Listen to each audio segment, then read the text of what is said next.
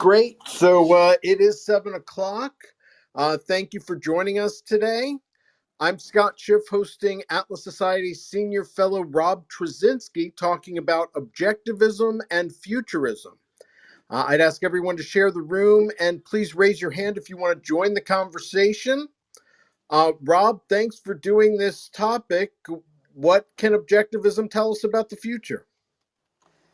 Okay, great. So I decided to broach this one because I mentioned the idea of futurism the other day, and somebody asked me, well, what the heck is futurism? And I thought, well, that's a good question, because it's one of these things that tends to be sort of used in a loosey-goosey way to, I guess, make somebody's visionary new book, allegedly visionary new book, sound good and exciting, and make them sound like the visionary they want to be, whether that's actually true or not.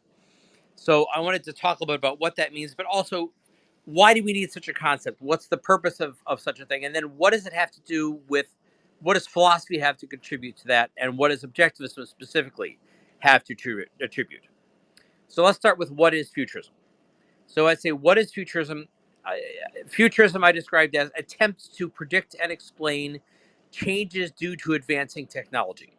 And specifically, changes to the way we're going to live, changes to our lifestyle, changes to, not just, the newest model of car will have a couple extra features, but things that are actually going to make a substantive difference to the way that we live and work and play, and what our lifestyle is going to be. So it's, how technology will change the way we live.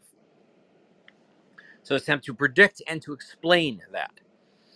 All right. Now, obviously, there's some overlap here with the role of philosophy, because it's talking about what affects how you live your life, what kind of life you have, what's possible to you in the world. And one's approaching it from the technological perspective, and the other's approaching it from this sort of wider perspective of what's possible to human beings, given the nature of reality, given human nature, what's possible to us. And the other's saying, okay, but then very specifically, given this new technology, what's that going to do? For there's all sorts of examples. Just go to the past, because I'm going to go to the past because they're things that aren't somebody's visionary dream, but they're things that have actually happened, right? So, for example, if you look at the way transportation has changed over the last 200 years, right? With first railroads and steamships and automobiles and airplanes, people are intent and are orders of magnitude more mobile. We're more casually mobile than we used to do, and it has changed how we live and how we look at the world. Um, I think it's kind of interesting thing. When I moved to Virginia, one thing I noticed is that if you go on any of the roads around here, every 5 miles you see some little sign for a place, a town, a village, or something like that that doesn't really exist anymore. There's a couple of old buildings, but you realize that 200 years ago, when this was all settled. See, I wasn't used to seeing this in the Midwest, because in the Midwest you go back 200 years and there was nothing there, right? It was prairie. But 200 years ago in Virginia, there was something here, and every 5 miles there was a little town.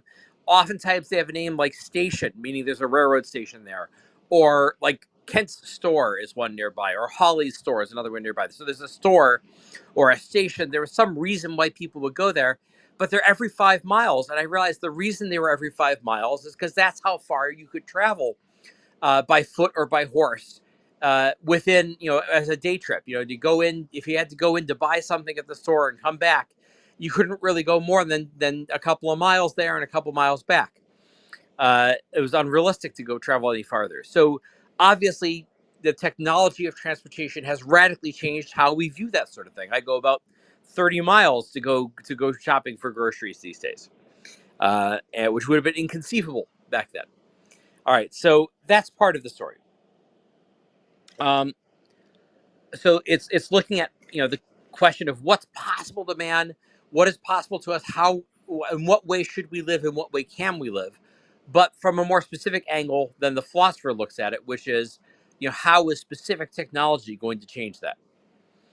Now, here's the problem, though. In my experience, a lot of futurism that you read out there, if you go to a technology site, or the whole genre was sort of kicked off by Alvin Toffler in the 60s and 70s when he did something called The Third Wave about how information technology was going to change everything, which he was right about, But uh, a lot of the futurism that you see these days, if you go to technology sites, is sort of a projection of various fantasies of the future based less on what real technology is actually doing or near future technology is actually doing, but more based on the existing philosophy of the person who's writing it and what he would like to be true, what he would like to have happen. The biggest example I saw of this. So a little bit of my background on this is about about 6 or 7 years ago now. I started and ran for a while a site called Real Clear Future, which is it was under the Real Clear umbrella, and eventually I the whole remember. yeah, and I did the site called Real Clear Future, which was basically talking about emerging technology, talking about stuff that was 5, 10, 15 years down the road. Are we going to have fusion power? Are we going to have self-driving cars? That kind of thing. It was basically what Elon Musk got up and tweeted something today. Was it visionary or was it flim flam? That kind of thing. And and when I wrote about that, the main thing that struck me when I started sort of surveying what was being done in this field is there were a lot of these things that were out there that people were saying and repeating over and over again that didn't have a whole lot of basis in facts, but they had a lot of basis in wish fulfillment fantasy, right? So one of them is like, for example, electric vehicles and fossil fuels. Fossil fuels are on their way out. Electric vehicles, electric power is going to totally replace them. It's all going to happen soon because it's just around the corner. It's all going to happen soon, and there was not any really great basis for believing this. Um, uh, but it became the fashion because the people's pre-existing commitment to environmentalism, to the global warming theory. And so if they wanted to be technologically optimistic and imagine a prosperous future or an advanced future, they had to say, oh, well, then therefore it's all got to be electric vehicles and solar power, and it's not going to, and fossil fuels are on their way out. But it was all a lot, 90% of that was way more wish fulfillment. I wish this would be the result rather than actually having strong evidence that's already happening or is likely to happen. Another one is somebody you may have heard. There's a guy came out with I think a book called Fully Automated Luxury Communism. And this is the old dream. It's like not even a new thing that somebody's come up with, that we're going to have automation and artificial intelligence and super automation of all production. It's going to come along and the machines are going to do all the work for us. And so we can finally make communism work. It didn't work the other 700 times we tried it. Now we're finally going to make it work because the machines will do all the work. And we can all sit back and equally share in the rewards and have the ideal communist society. And it'll be luxurious. It'll be advanced. It'll be highly wealthy. And it'll be fully automated because the machines are going to do everything. And of course, there's no reason to believe that this is imminent, much less, little reason to believe it's practical at all. No reason to believe it's imminent. But again, it's that wish fulfillment of, we tried communism 700 times.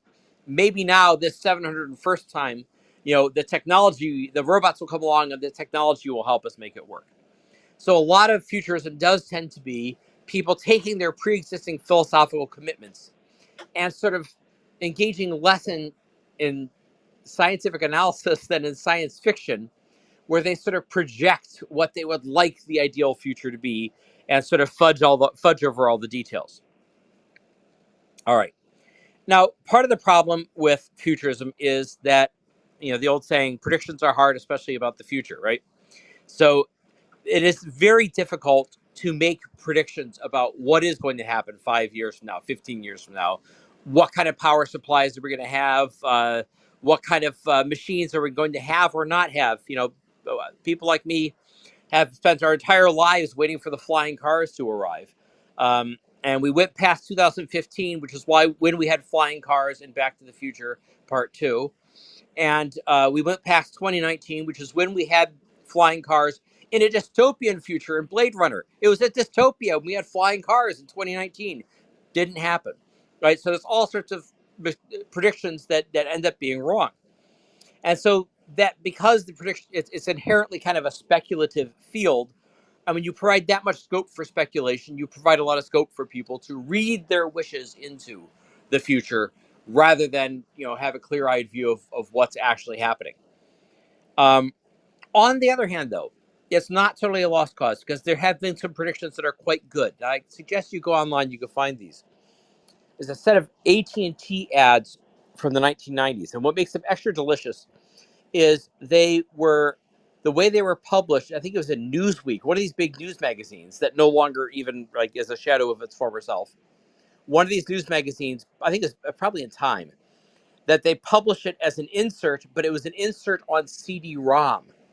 So, to show how futuristic they were putting it on CD-ROM, which is a technology that has, been and gone since then. But it was a series of ads narrated by Tom Selleck from AT&T, talking about all this amazing new technology that was on the way, and things like you're going to be able to send a fax from the beach, and you're going to be, it shows somebody with basically a tablet computer, which didn't really exist then, but they were projecting the future. Somebody with a tablet computer, sending a fax from their chair at a beachside resort.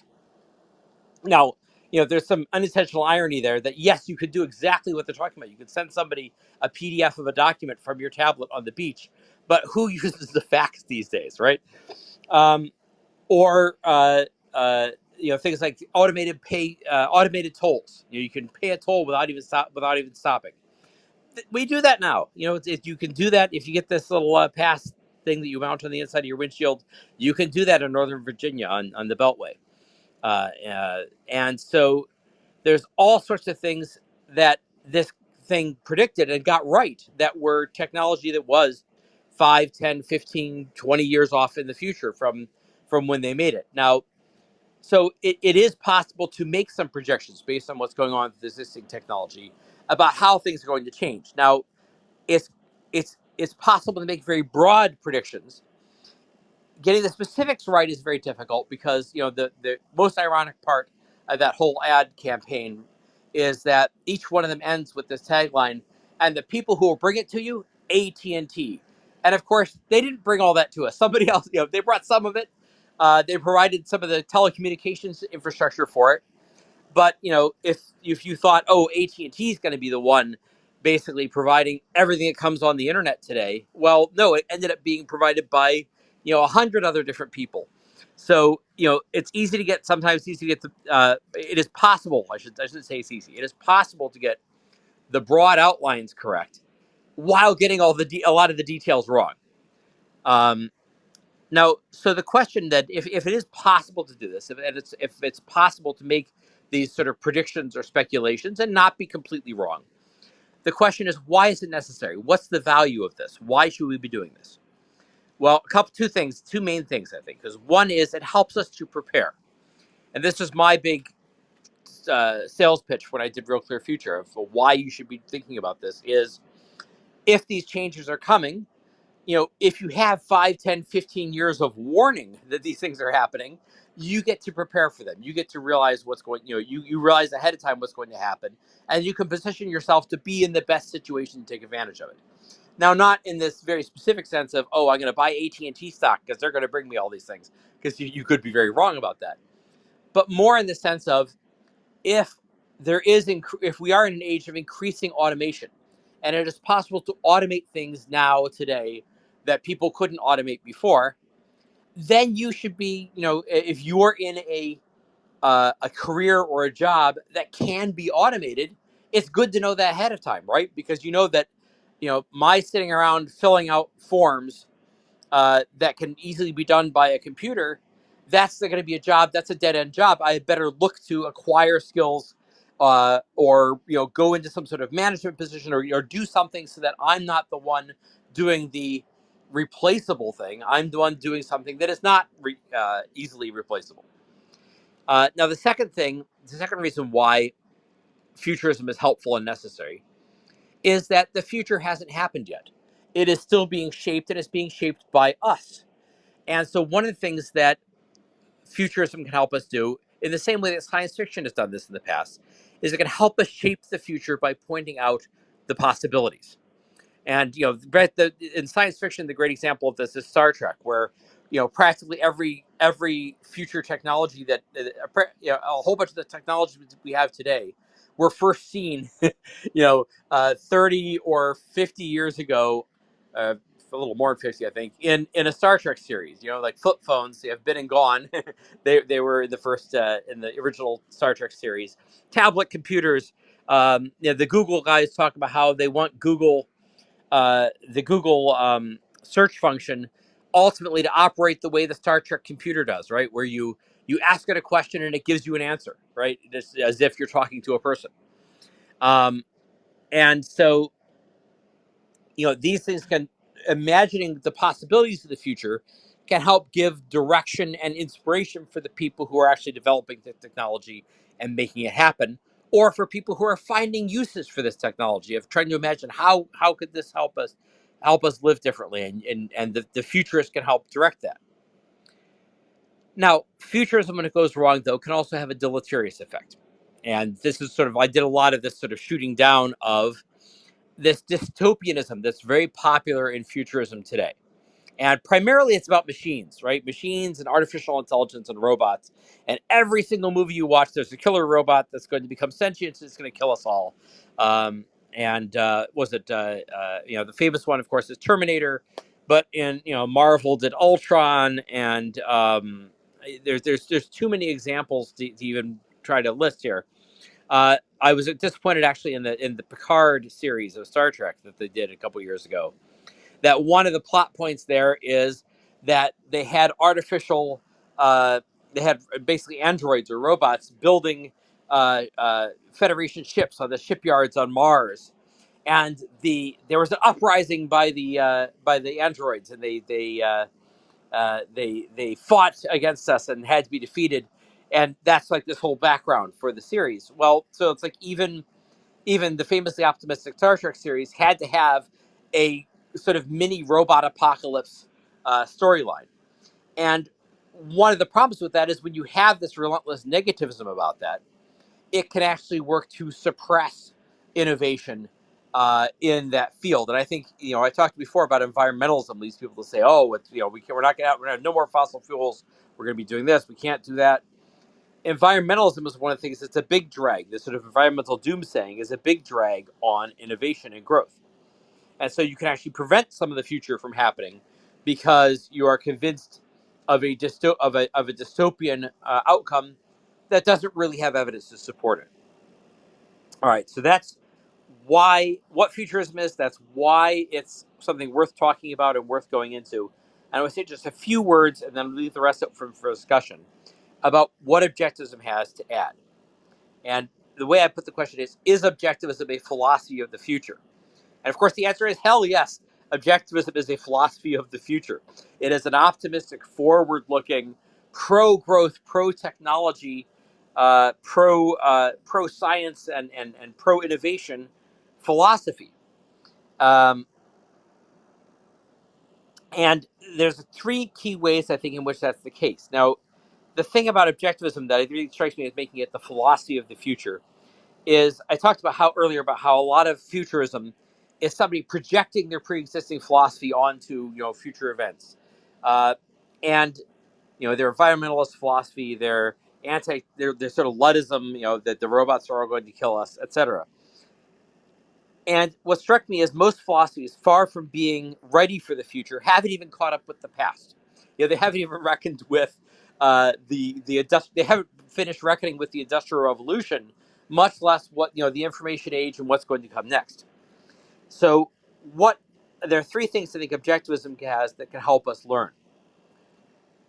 All right, so I mentioned most philosophies haven't even reckoned with the Industrial Revolution. Well, Objectivism and Ayn Rand are a huge exception to that, in that she looked at that history of the last 200 years of the Industrial Revolution and drew a whole bunch of crucial, she went 50 years, but the point is that she drew a bunch of crucial conclusions from that, the primary one being the importance of reason as the source of wealth. That wealth wasn't created by guys twisting bolts in factories. It was created by people sitting around and thinking up new ideas. Well, in an age of increasing automation, and the automation is not really new. We've been in an age of automation since the beginning of the Industrial Revolution. That's what the Industrial Revolution was: more and more human tasks being automated. And so she drew the conclusion from that well, if all these human tasks can be automated by somebody coming up with a new invention, a new machine that does it, then the real source of wealth is the person who comes up with the idea. And that's a huge value in terms of the role of automation today, because that's sort of Luddite tendency that, left over from the Industrial Revolution, that, oh, the robots are going to come along, they're going to take all of our jobs, we're all going to be poor, so we have to have the universal basic income, or we have to have this, or we have to have that, in order to prevent us from all being, basically left poor and destitute because the robots are doing have taken all of our jobs. And what Ayn Rand is saying, well, this is basically, this has been true all along. This is the basic nature of production, that it comes from ideas and not just from physical labor. And so the way to deal with the onset of automation is to be in the idea business, to focus on what can't be automated, which is um, uh, conceptual and creative thinking. And that's the real source of wealth. And that it's, if you're engaged in sort of any job that involves rote repetition or mere physical action is going to be automated. So you should, as much as possible, you should be in the job of doing the thinking about how things are going to happen, of doing the conceptual and creative thinking that actually drives the economy. And which is a good idea, whether there's any automation or not, or whether there's more automation than there is now or not. The second big thing is, and I talked about this a couple weeks ago in a thing on post scarcity economics, which is the effect that altruism has as, again, a sort of a dead idea, or an idea that has been surpassed by events, but which still has this great purchase in people's heads and causes them not to understand what's happening in the present or what's going to be happening in the future. And so there's still this assumption of a kind of a zero-sum society where somebody has to be sacrificed for the sake of somebody else. And that's what a lot of people do. They say, well, we're going to have automation, but that means that everybody's going to be out of a job. Only a few people are going to be wealthy. So we have to have mass redistribution and government controlling the economy in order to deal with the fact that, they saw this idea that if huge amounts of new wealth are being created by automation, that must mean it's being taken away from somebody else. And that I see fundamentally as the philosophical influence of altruism as a philosophy, which says somebody's sacrifice is always necessary. Somebody's sacrifice is always required. And it's a matter of whether you're sacrificing yourself to others or others are sacrificing themselves to you.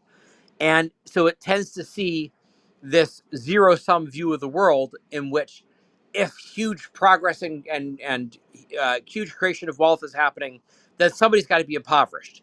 And so therefore we need to have government come in and we need to have these interventions to prevent that from happening. Now, the third thing is, I think objectivism is, for, tying into some of the reasons we just talked about in the first two, the belief in reason, the belief that self-interest, that people acting by their mutual self-interest can make everybody better off, that chases away the dystopianism in favor of an optimistic and benevolent view of the future. And objectivism has a benevolent view of the future because it has a benevolent view of human nature and of the nature of the world. We have the benevolent universe premise. We view human beings fundamentally as people who go out and come up with new ideas and do new thinking and come up with new innovations that make life better, which is sort of an antidote to this sort of reflexive dystopianism you get everywhere else, where change and technological change is always viewed as, well, but what about, all our information is going to be stolen by big corporations, or the robots are going to take all of our jobs, or the robots are going to come kill us. If there's Every time they see an innovation or a change, people immediately go to, what's the worst thing that could possibly happen? What's the dystopian result? And of course, history shows, well, that's not what happens. We don't go straight to the dystopian result. We've actually had, hundreds of years of progress. So the third big thing I want to add there is that objectivism views achievement and technology and innovation as something to be celebrated and not feared. And those are the three big things: the emphasis on reason, specifically meaning creative and conceptual thinking. The emphasis, the rejection of altruism, and the idea that if we that increases in wealth don't have to impoverish everyone. We can all work together by mutual consent and to mutual advantage. And then third is this benevolent view of the universe and of man's place in it that creates an optimism and chases away the dystopianism of a lot of today's futures. All right, so with all that said, which I went longer than I expected, but I have many thoughts on this. I'm going to open it up and people to add questions, comments, disagreements, etc. Great. Yeah, we'd encourage anyone that wants to join to raise your hand. We'll bring you up to the stage. I've got a lot of questions I've been working on as well as you've been talking. One of the first ones is, Rand talks about the role of Hello. intellectuals and what, how to, is the main role for intellectuals to help prepare people for these technological changes so that they're not enemies of the future. Oh yeah, absolutely. Well, the the way I like to put it is the role of intellectuals is supposed to be to explain what's happening in the world and not to explain it away. And a lot of times you get, the role of the intellectual these days is to explain away what's happening in the world by saying, well, no, no, no, that's not really what's happening. And I think that's what they've been doing since the beginning of the Industrial Revolution, explaining away the Industrial Revolution. I mean, a great example of that is Karl Marx, right? Who says, no, no, no, no. See, this great liberation of labor that's happened in the Industrial Revolution, it's actually just the same old system. It's wage slavery. They're robber barons. Nothing has changed at all from the Middle Ages. Actually, it's worse than the Middle Ages because he actually had tend to have a rosy and romanticized view of how much of the Middle Ages, of the economy of the Middle Ages. So, a lot of this is people explaining away. So, yes, absolutely. By explaining what's already happened and then anticipating, the future of that, it's to prepare people for what is going to be happening and what's going to be required to, survive and thrive in the future. Thank you. Go ahead, Marcos. Hello, guys. How are you? I'm sorry I interrupted before. I just didn't know how this worked. So, yeah, very interesting what you have said, Rob, and I very much agree with most of your points. But and this is an issue that I also think about a lot. And my idea is we have never being actually able to completely fulfill this idea of the enlightenment. Ultimately, I think, I don't know if you guys would agree, which is, what you say, in principle, the freedom of the individual, the sanctity of the individual, and then that society can be a community of the commons, if you will, rather than something imposed, etc. And and then again, everybody pursuing their own interest can generate wealth. So it's not a zero-sum game, a mercantilistic kind of thing, the economic game. But we have never actually quite. I mean, I think this is an idea that's been around, as I said, since the Enlightenment, and we have never quite been able to implement it, obviously, but we have gotten much closer, and we are definitely ways better. I don't know if you guys are familiarized with the work of Steve Pinker. Yeah. So I mean, I definitely think along those lines, and but in spite of that, you still have the industrial revolution was profoundly dystopian in its beginning. I mean, we only reaped. I mean, it was only of benefit to the majority in the long run. I don't know if you guys would agree with me, and I think that there's data on this. It took several decades, until the average wealth, for example, of England, increased. And if you measure things as like personal happiness, then it will get maybe even a little more complicated. But in any case, my point is, then that happened. Then you have the phenomenon of the world wars still. And there was a very strong movement of thinking along this line by the end of the 19th century as well. I mean, you read some of these guys. Julius Verne will be, one of the most prominent examples. So there's. Do you want to give Rob a chance? I completely agree with you that we should strive for that, but things can go wrong. Let's put it this way: whatever can go wrong will go wrong given enough time. That's Murphy's law, I think. No, so we should be. I mean, the skepticism should be very prevalent whenever we're going to take any of these steps. But again, Okay, Marcos, you want to give him a chance to answer? Yeah, well, no, this is all great stuff. I'm happy you brought this all up. Okay, so one small quibble, which is, I'm not as certain about the issue that I do think the Industrial Revolution took a while to take off and to have a really powerful impact on people's well-being. I mean, as any geometric growth, any pattern of geometric growth, what does it look like at the beginning?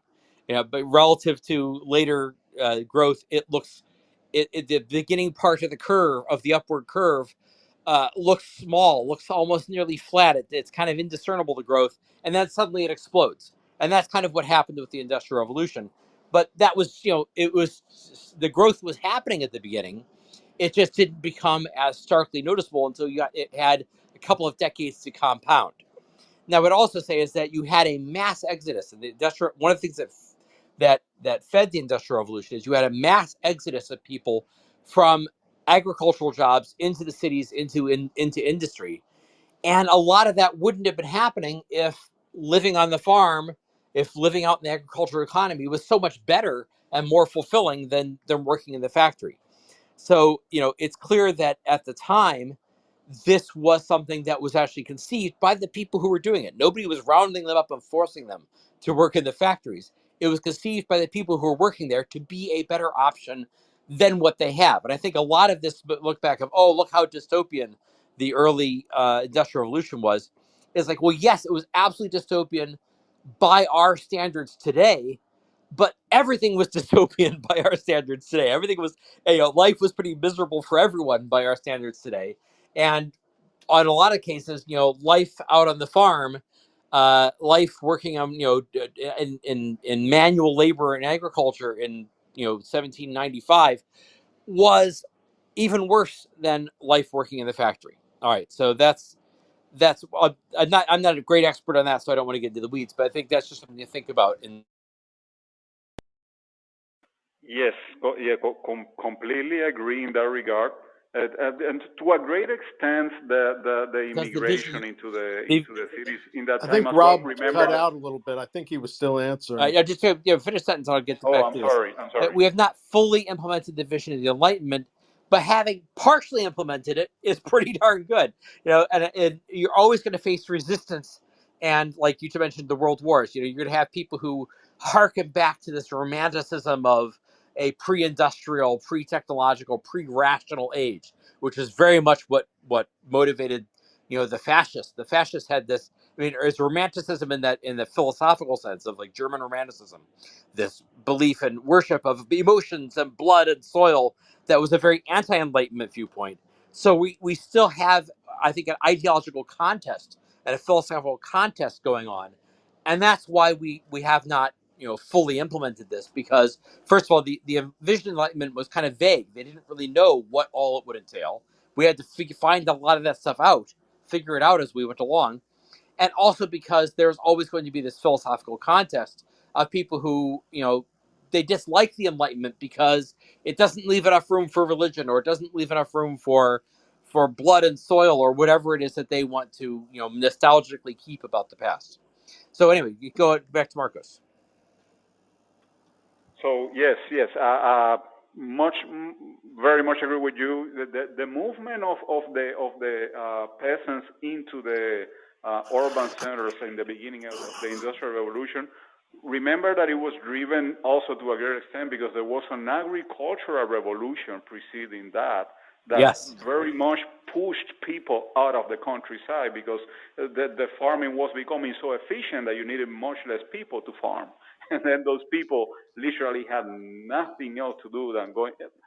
But in any case, I fully agree with you. We very much have done progress. But my point even before was that along that progress, there are big bumps and potential big setbacks. So my point was that we should be very much aware of that because since our technology also can potentially have a very much more disastrous consequence if it goes wrong. Black Mirror, anyone? and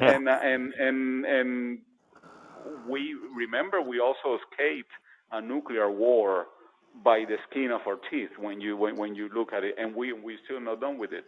So my point is, completely agree with you. We should strive for the ideas of the Enlightenment, everything you described at the beginning, as a compass to which to aim for. But the big warnings are there, like the same Nazi phenomenon that you just described, which coincidentally they saw themselves as something very advanced for their times as well. You know, it was very weird, very no nonsensical ideology. But let's not get into that. The idea is that so we should be aware. We should be aware that we are playing with fire. One thing I think also is one of the lessons I think of futurism is of sort of looking at how future technology develops is that I think the lesson of World War II and the Cold War, nuclear weapons and all that, the lesson of that is that strongman dictatorship and totalitarianism are not compatible with the future, right? That in places without the totalitarianism of the Soviets or of the Nazis. Very important point. This technology, none of this technology would have produced the reason that made the Nazis such big villains is that they took over an advanced, industrialized, technologically competent country. They had lots of great engineers. They had Werner von Braun and all those guys building rockets. So a country with high technology and advancing technology and all that is 10 times more dangerous when it becomes totalitarian, when it goes backwards in its ideas. And so that's one of the other warnings is that, I think it makes me kind of a George Bushian, he said that his goal was to end tyranny in the world by the end of the century. And I'm like, yes, absolutely. We need to, as a matter of survival, because God knows what technology we're going to have in 2100 that we don't want to be in the hands of these lunatics.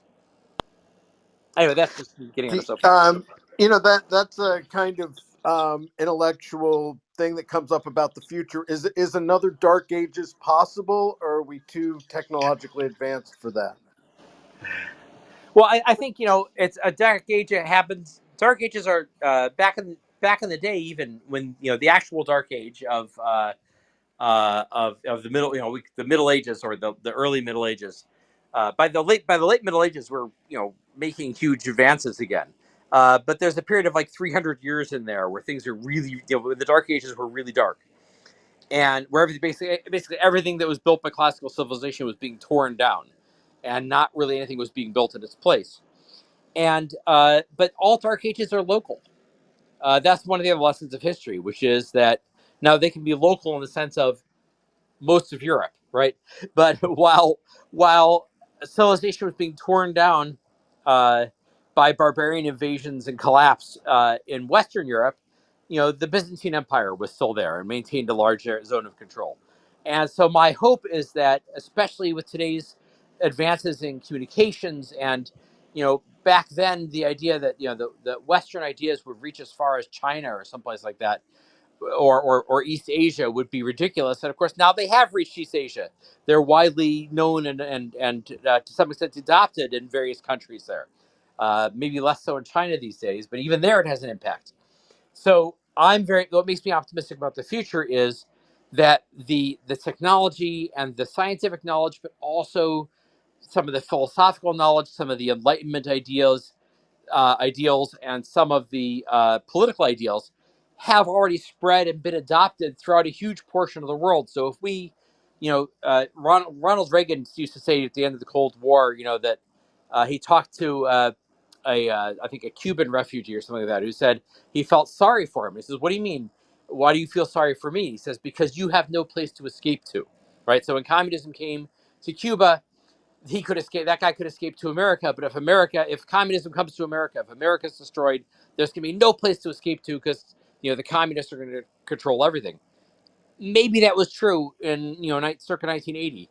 I really don't think that that's possible today, because there's if the worst were to happen to the U.S. and we were collapsed and become a dictatorship, there would be other places that would be able to eventually take that leadership. There'd be other places where these ideas survive and where progress continues.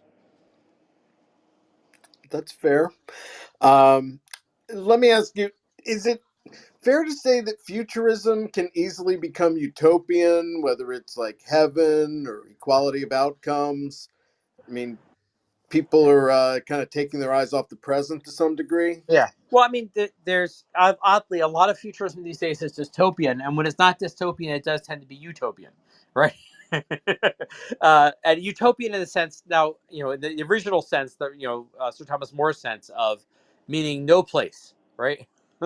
um, and utopianism gets a bad rap because the idea is that when you do these projections, like I said, when you do something that's a projection based on your wish fulfillment of what you would like to see happen, of the future you wish would happen, you tend to create something that's utterly unrealistic as a future. And one of my favorites on this is this idea, is this fully automated luxury communism idea, or various sort of watered down versions of that, like universal basic income, where the idea is, oh, the machines will be doing all the work. You don't have to have a job anymore, and you just be you'll get paid a nice uh, regular paycheck by the government. You'll be able to live a nice life without having to worry about work at all. And of course, anybody who's ever managed a highly complex technological system is going to be able to throw some cold water on that. That actually, in some ways, the more complex a technological system, the more spectacularly it can all fall apart if somebody isn't monitoring it and fixing it and taking care of it all the time. If you don't have, you actually require a whole new class of workers to manage an automated system. How many people work in IT, information technology, these days, right? And this is the thing that was so I found a great document from like 1964 or 63 or 64 of these people talking about how, oh, we're headed towards this cybernetic. I don't think they didn't quite use cybernetic. They used some variation on that was like the term at the term in vogue at the time. But the cybernetic future is coming, where all this computer technology is going to automate everything, and we won't have to work, and therefore we should have this giant new welfare state. And they were writing this off to Lyndon Johnson as part of the basis for as part of the agitation for the Great Society welfare programs. And the funny thing is, these people imagined that the computerized society we live in today was all going to go automatically and nobody have to do anything. And of course, there are now hundreds of thousands, at least I'm sure millions of people employed in the IT business, who are doing all the work of patching together all these different systems that don't work automatically, that need to be maintained and functioning. So that's where I see the sort of starry-eyed utopianism. And I think what drives it is it's bad science fiction, where people want to, they have a philosophical loyalty that they want to somehow fantasize that would all work. And so they create science fiction about how it's all going to work without doing the hard work of saying, well, how do these systems actually work? How are they going to function? Is this actually possible? I mean, if I could come to terms with the fact that I'm not going to get a flying car, I think maybe some of these people could come to terms with the fact that they're not going to get fully automated luxury communism. They're still going to try. I thought it was quite it was good when you were talking about how these people, they just basically, it seemed like you were saying, use their agenda to Jag, if you want to jump in here, you're welcome to. Yeah, Rob, I was just looking at some of the questions that we got for our Instagram takeover, and one was about accelerationism, which was a new term to me, but I was wondering if that had crossed your radar and if you had any thoughts. Oh yeah.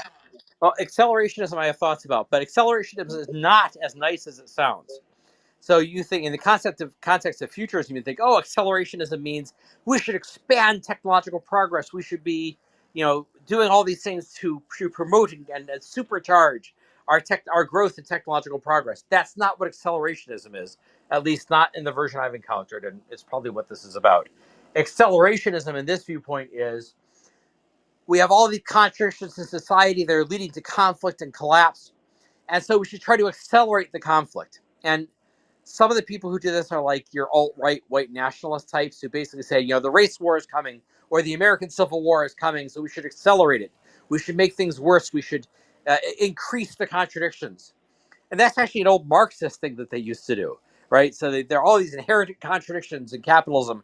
Capitalism will finally be torn apart by its own internal contradictions. So they have a term, and I can't remember the exact wording of it anymore. But it's basically we should accelerate the contradictions, or we should increase and exaggerate the contradictions so that the existing system will collapse, and then we can replace it with our ideal utopian version. And I think that's what accelerationism sort of means. And my recollection is it's associated largely with the sort of the alt-right types, but it probably has a wider, it's a popular idea. The communists used to do it. And anybody in any, in a way, John Galt is an accelerationist in that sense. In that he says, the system is heading towards collapse, so let's collapse it so that we can then have what comes after it. But in generally, it's used by people who have less benevolent intentions, because he wants to say, okay, let's get this dictatorship. We're collapsing the dictatorship. Let's knock the props out from under it, watch it collapse, and then we can have a free society again. A lot of the accelerationists are people who have much less benevolent intentions. Yeah, I saw that there was kind of an alt-right version of it, but also that there was a left version of it coming out of critical social justice theory. But I thought it was interesting. I'm like, well, they're wrong, because actually, if we did increase, basically hyper-capitalism, which is a far cry from what we have today, that would be fine by me.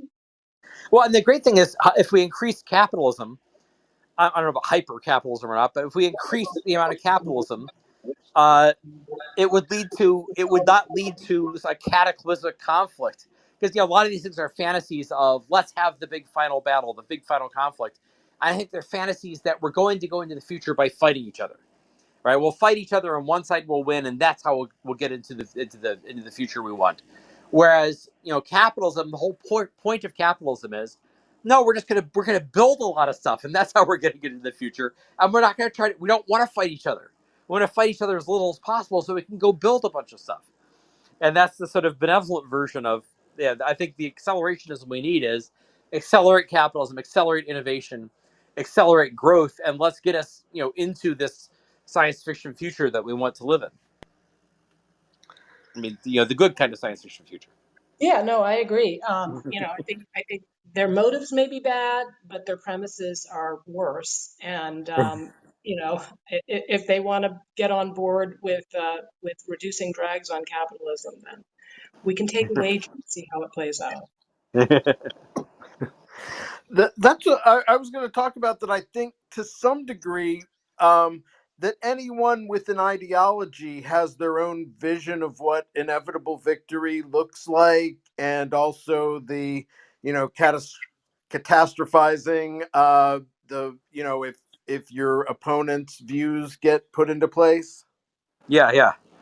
I've become much more of a gradualist, because I think one of the things we had a discussion about this like a while back, a couple months ago. But one of the things I've taken away from, somebody asked if I'm familiar with Steven Pinker. Yes, I've interviewed him. I've read his books, and especially his book Enlightenment Now, where he goes in this long litany, and it's like way too much detail. And precisely because it's way too much detail, it's exactly the right amount of detail because people are so pessimistic these days. They're so inclined to think everything's getting worse. They need way too much detail on how everything's getting better. And that affected me in one way, which is that it made me more of a gradualist. Because the idea is that, well, if everything has gotten so much better, and what shocked me is you look at most of these graphs of economic, material, even educational progress and all of that, and huge things we think of as huge cataclysmic events like World War II are hardly a blip. They hardly register. The progress just keeps going. World War II, 100 million people killed, the worldwide disaster and things being blown up, and civilization just keeps going past it with hardly, it's like a speed bump. And it made me realize that what we have is so much is going right that I think we should be focused a lot less on the cataclysmic possibilities or of how you have to totally tear down the existing system, and our approach should be much more gradualist and focus on, well, look, can we make ourselves a little freer over here and make ourselves a little freer over here and just keep chipping away. And what you'll see is that as you do that, life continues to get better and it gets better faster. And you have this thing where instead of one cataclysmic showdown where you have to totally defeat your enemies, you just do one little thing at a time, and things just get incrementally better, and the results and the benefits compound. Annual compounding adds up to huge amount at the end. And that, I think, I've become a little bit more of a gradualist in my idea of what the ideal political change looks like. That's fair. I consider myself an incrementalist too. I think what happens is that whether it's the administrative state or the squad, the lessons that they've taken from lockdowns or what have you is that we can make huge changes. We don't have to be gradualists. We can go for the whole socialist, kebab right now. But did they, though? Right? Everywhere I've been so far, you would think that the lockdowns and the pandemic never happened. Yeah, I mean, think about that. I like to use World War II as an example, because a lot of people got super excited in World War I and World War II. A lot of people got super excited of this regimented system of command and control where everybody wears the same uniform and sleeps in the barracks and they all follow orders and they sacrifice and they could call it recycling, but they take their old newspapers and they bring them then to be salvaged, and they accept rationing. Isn't this great? This is the ideal future. We have all this power. We can now impose this system. And they're always trying to find, this is where the term the moral equivalent of war comes from, right? They're always trying to find out, let's harness this willingness to do this in wartime. Let's harness this for our other goals over here and over there. And what happens is, the minute the war is over, and actually at least a little before the war is over, because this is how it's starting to happen in like 44, everybody says, okay, great, let's go back to normal. And there's was it a Cole Porter? I think it was a Cole Porter musical, not one of his better ones, done in the late 40s, called Call Me Mister.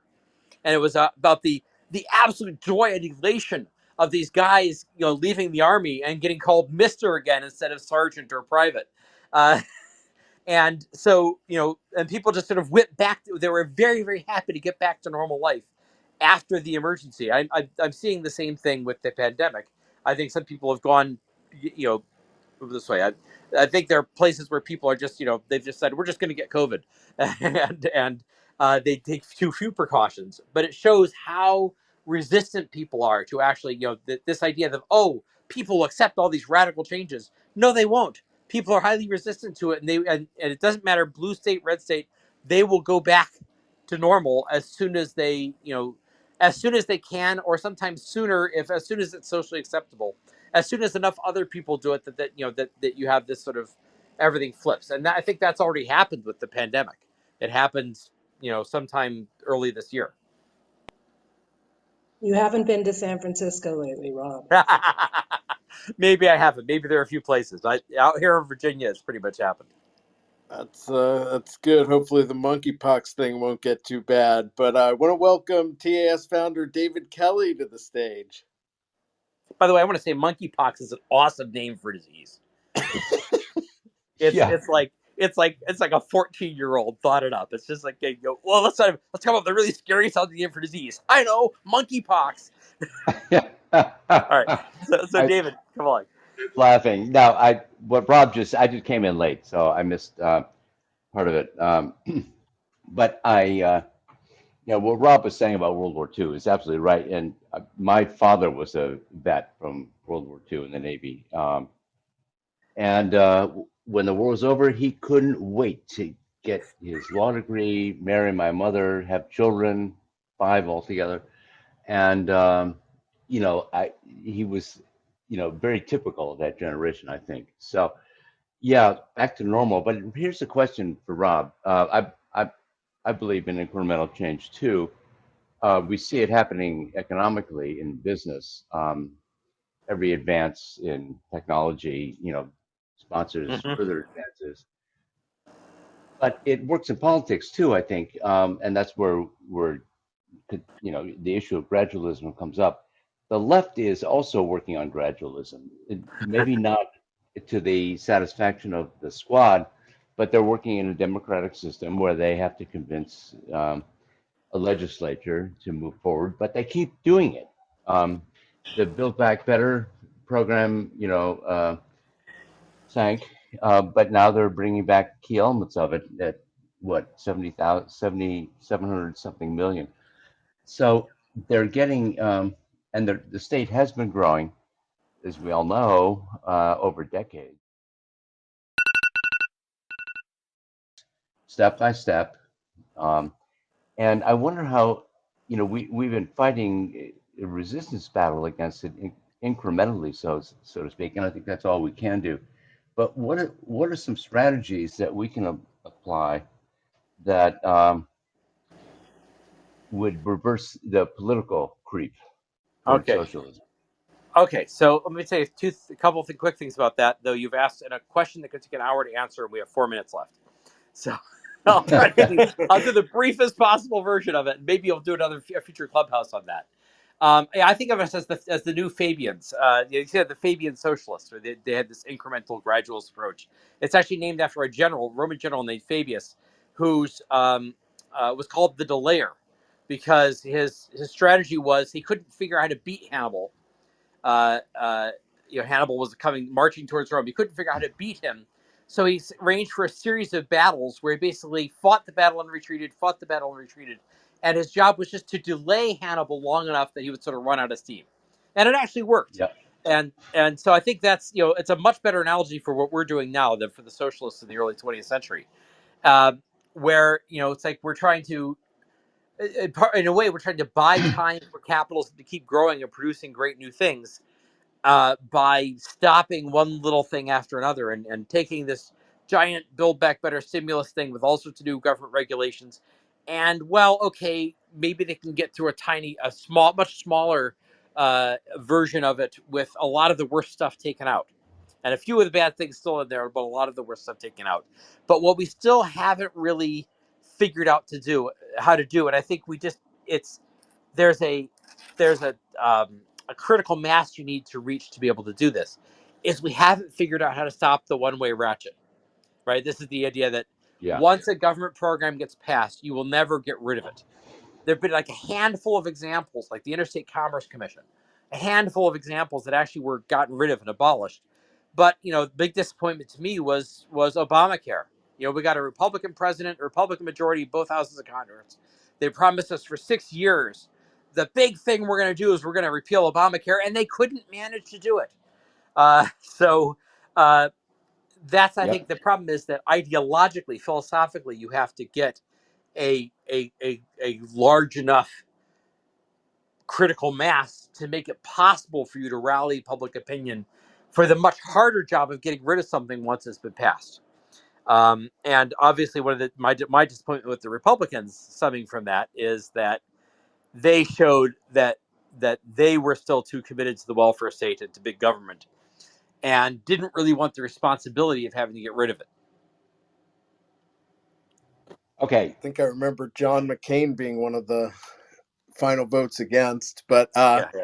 be that as it may, it was a great topic today, Rob. Thank you for doing it. Tomorrow at 5 p.m., the Atlas Society Asks features our CEO, Jennifer Grossman, asking Barbara Oakley, professor of engineering, about the state of education and learning. Thursday, back here on Clubhouse, also at 5 p.m. Eastern, Professor Jason Hill will be here discussing the nature of political happiness, another fascinating topic. Also, September 2nd is going to be our second annual Atlas Shrugged Day, the recurring date in the book. And it was a lot of fun last year. We broke out into breakout rooms with individual scholars, very interactive. So mark your calendars. It'll be on a Friday. Great topic, Rob. Thanks for doing this. Thanks to everyone who participated. Jag, final thoughts? Yeah, I just wanted to add an extra note on tomorrow's interview with Professor Barbara Oakley. In addition to having produced the world's most popular massive online education course on how to learn, she's also, this is partially what caught our eyes, she's a co-author of a book called Pathological Altruism, which really was maybe one of the first academic books to take a look at what are some of the downsides of altruism and even empathy. So I'm going to be interested to hear her take on that, as well as she has some interesting criticism of Ayn Rand. I think she kind of has an appreciation for objectivism, but also says that some of maybe that some great geniuses and visionaries can sometimes have aspects of their personality which help them to propel their visions forward, persevere against adversity and conflict, but that also can have some negative sides as well. So I'm open to hearing about it, and we'll debate it. So I hope you guys will join us tomorrow. I remember Barbara Oakley's work on pathological altruism, so I'm definitely gonna listen to that. That sounds awesome. Cool. Great. Thanks again for everyone who participated. Hope to see you later this week. Take care. Thanks, everyone.